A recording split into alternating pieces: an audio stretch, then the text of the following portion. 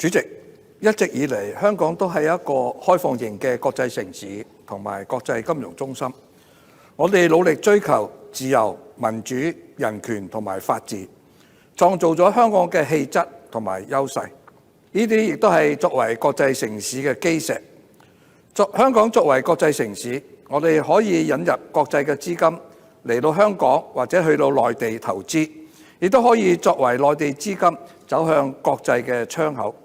除咗資金之外，香港亦都能夠吸引大量來自世界各地嘅人才。過去一段時間，香港面對唔少嘅風雨，社會動盪，造成社會撕裂，疫情肆虐，嚴重打擊本港嘅經濟，加上地緣政治令到資金流失。喺咁嘅情況之下，中央實施由亂入治嘅方針，設立香港國安法，完善選舉制度，完善社區治理，23條立法。呢啲措施係令一啲香港人係擔心香港嘅自由、民主、法治係受到損害。呢方面嘅負面情緒咧係需要關注嘅。當然，一連串嘅管治措施係有佢嘅正面效果。今日我哋嘅社會係相對穩定，議會亦都走回理性討論，政府官員都希望有所作為，所以我哋係從迷惘當中走向發展，要進一步鞏固香港嘅國際化優勢。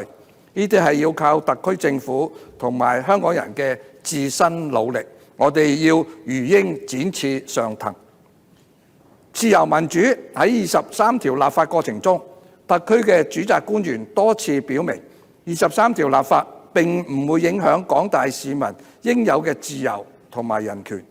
官員表示，基本法已經說明自由嘅保障，同埋兩個國際公約、人權公約係適用於香港嘅有關嘅規定，強調23條完全符合保障人權自由嘅國際標準。我哋歡迎官員有呢方面嘅說明，而且國際社會亦都係關注嘅。到今日，我哋對香港嘅法治仍抱有信心。當然，我哋要繼續維護司法系統不受行政同埋立法嘅干預。司法制度不受干預，不但保障香港市民嘅權利同埋權益，亦都係國際社會所重視嘅，可以令外國嘅投資者更有信心來港投資、營商同埋生活。回歸以來，香港係走住政制民主化嘅道路。民主係文明社會嘅基礎，透過民主嘅程序，喺分歧當中求同存異，尋找社會最大嘅共識。而且民主制度可以監察政府，令政府施政以民意為依歸。但係我哋明白，香港不能泛政治化，我哋要以和平理性處理社會上不同嘅意見。